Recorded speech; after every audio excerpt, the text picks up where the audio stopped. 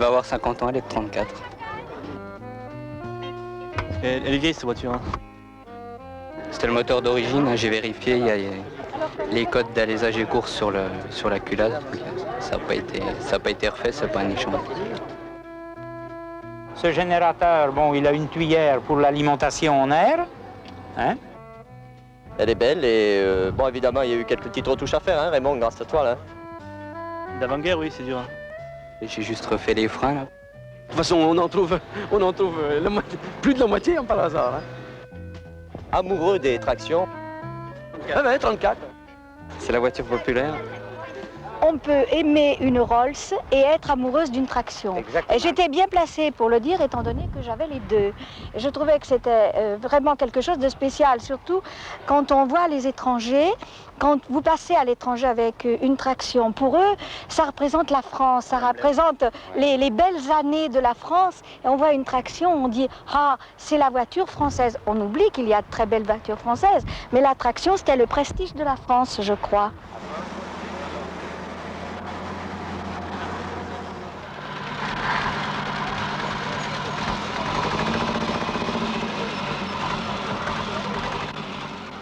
Ah, 11 ans. Voilà, alors il a pu rouler avec. Bravo. Super.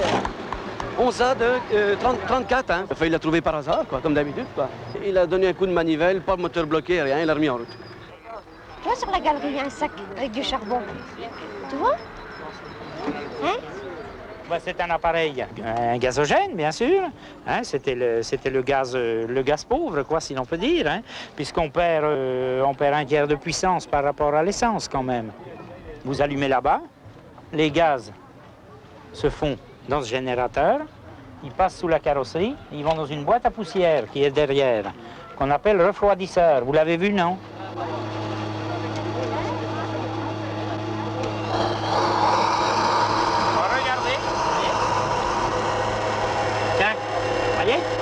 Vous avez vu les gaz qui brûlent?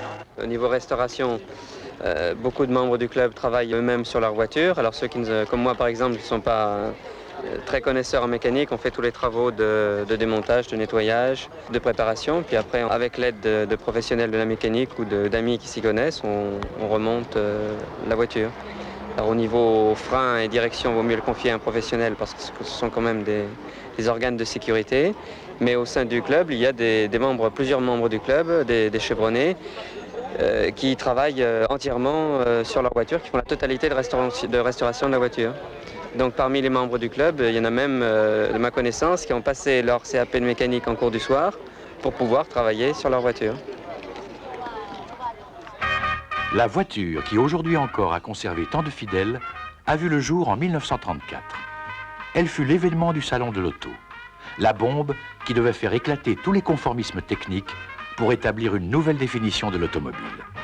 Elle est si neuve, si audacieuse, écrivait-on dans la presse à l'époque, si riche en solutions originales, si différente de ce qui a été fait, qu'elle mérite l'épithète de sensationnelle.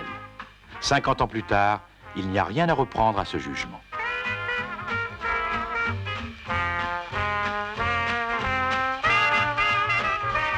Cette voiture sensationnelle eut deux pères.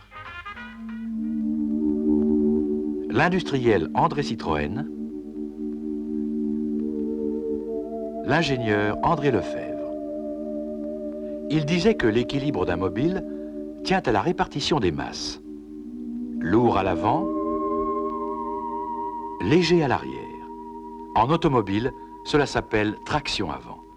La mécanique, toute la mécanique devant, l'habitacle derrière. Une comparaison avec un modèle antérieur, la Rosalie, met en évidence les avantages de cette formule. Rosalie, la voici. Conducteur, passager, moteur à l'avant, avec arbre de transmission et roue arrière motrice.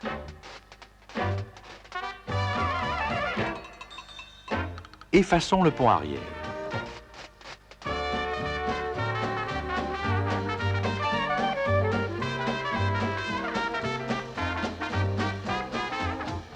Supprimons l'arbre de transmission.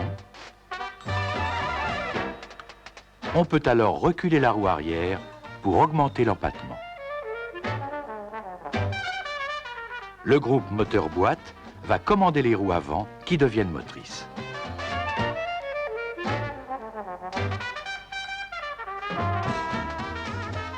Ces transformations suppriment la nécessité d'un tunnel pour le passage de l'arbre de transmission et permettent de disposer d'un plancher plat et d'abaisser la position des passagers.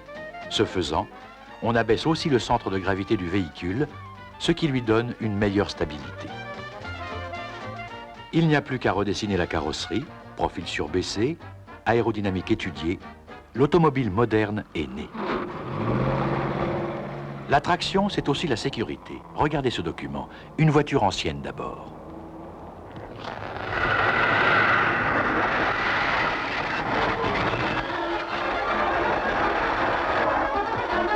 La carrosserie est pulvérisée.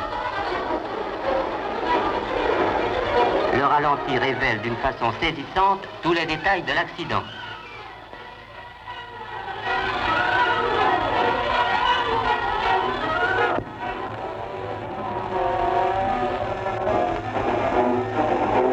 Il n'est en réalité qu'une solution au problème de la sécurité en automobile.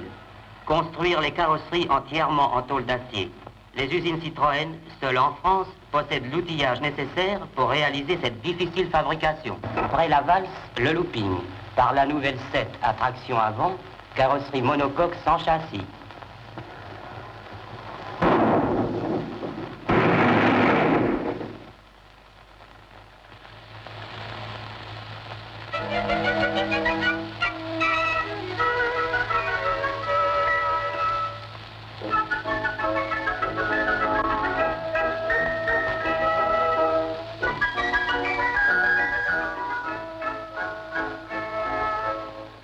Tout va bien, la promenade continue.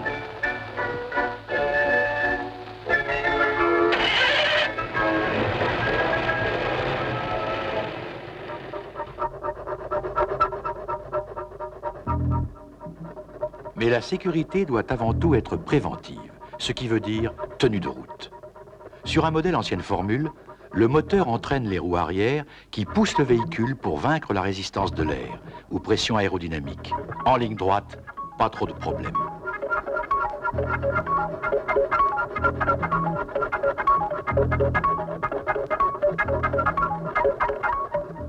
En virage, c'est une autre histoire. Les roues arrière motrices poussent la voiture hors de la trajectoire prévue, tandis que les roues avant la dirigent dans le sens du virage. L'adhérence ou réaction du sol sur les pneus contribue certes à l'action directrice des roues avant, et la conduite devient délicate si l'on va un peu vite. L'avant tourne, l'arrière va tout droit. Déséquilibre.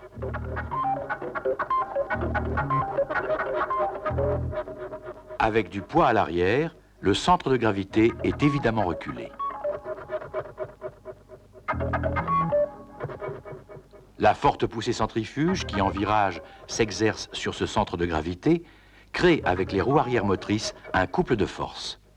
Ce couple tend à entraîner l'arrière du véhicule vers l'extérieur en le faisant pivoter sur le train avant. Risque de tête à queue.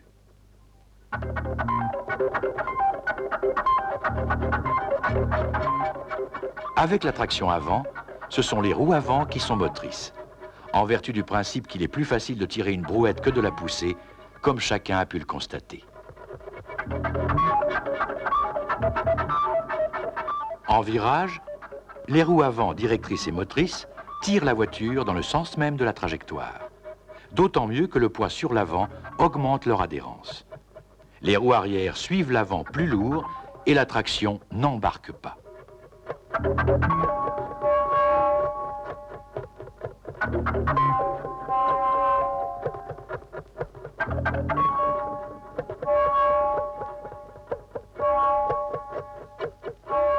Sur une traction, le centre de gravité se trouve sensiblement avancé. La poussée centrifuge s'exerce donc très près des roues avant qui tirent la voiture dans le sens du virage et non dans l'axe du véhicule comme tout à l'heure.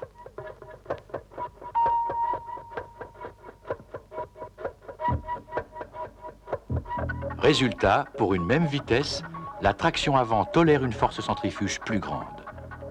La traction peut donc prendre une courbe plus vite, sans risque de dérapage. Elle est plus sûre.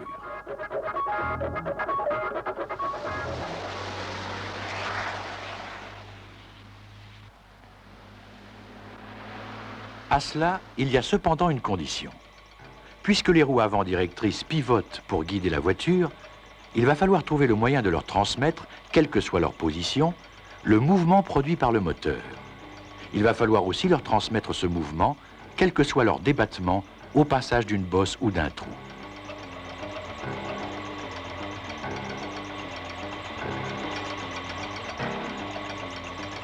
Ce moyen est connu.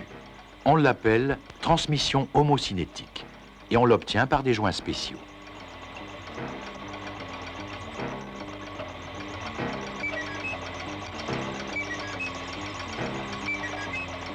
Ces joints que vous voyez ici travailler sont étudiés pour transmettre aux roues, dans n'importe quelle condition, le mouvement de rotation généré par le moteur à la vitesse uniforme que produit la boîte.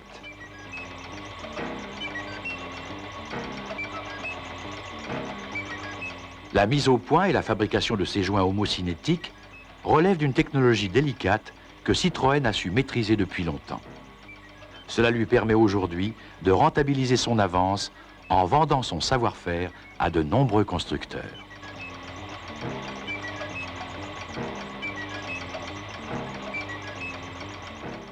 Très vite, la traction devint la favorite de tous ceux qui avaient besoin d'une voiture sûre, rapide et fiable. Les gangsters et les policiers, la Gestapo et la Résistance. Elle fit tous les métiers, connut la paix et la guerre, toutes les gloires et toutes les misères.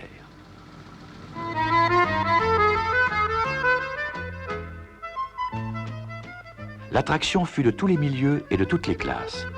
Elle transporta des élégantes en capeline, comme des gros bras en tricot de corps. Les pilotes de rallye et les présidents de la République. Dis-moi, monsieur, pourquoi tu pleures? Hein? T'es en souci pour ta traction? Oui. Mais c'est rien. Elle va rouler demain, tu vas voir. Hein?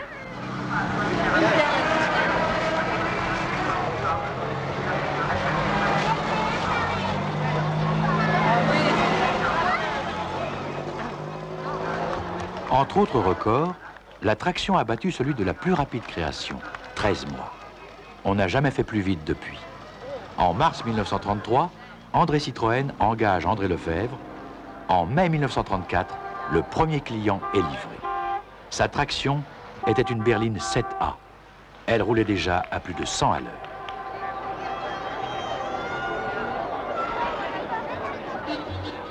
Au début de l'été 1934, apparut une version sport, la 7S, qui deviendra en novembre la célèbre 11 légère, avec laquelle un restaurateur de La Roche-Taillée, François Lecaux, va parcourir en un an 400 000 km non-stop sur l'itinéraire Paris-Monte-Carlo et retour.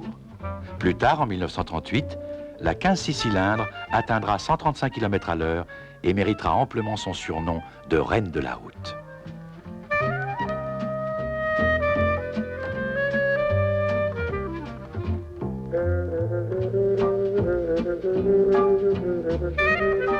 Au total, pendant 23 ans, 4 mois, 15 jours, Citroën, de la première 7A de 1934 à la dernière 11D familiale de 1957, va produire 759 000 tractions.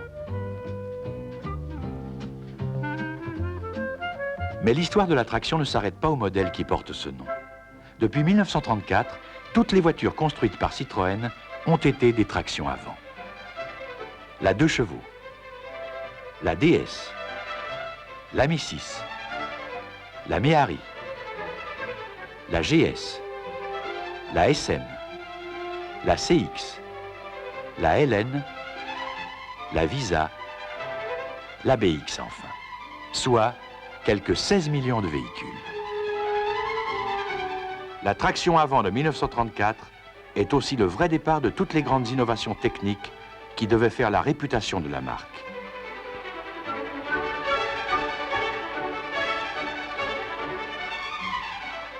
À la caisse autoportante tout acier de 1934 répondent les recherches d'allègement de carrosserie et les matériaux nouveaux de la BX. À la suspension à barre de torsion sur roue indépendante répond la suspension hydropneumatique des DS, GS, CX, BX. Aux freins à commande hydraulique en série, les freins à disque en série sur la DS dès 1955, etc., etc. La traction avant a ouvert la voie à l'automobile moderne. Aujourd'hui encore, Elle n'a pas cessé de faire école, chez Citroën et partout ailleurs.